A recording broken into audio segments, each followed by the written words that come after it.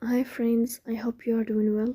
Today we will talk about how to fix or how to solve the problem of settings on Google Maps. We click on settings here,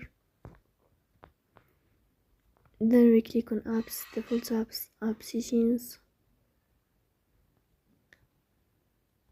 Then here you will search about Google Maps. Then we click on first stop and we click OK. Here we go to storage. Then we click on clear cache. In the end you will turn off your phone and you will wait a moment to restart your phone again to fix that problem. So that's all. Don't forget to press the bell icon and subscribe. See you next time and thank you for your watching and your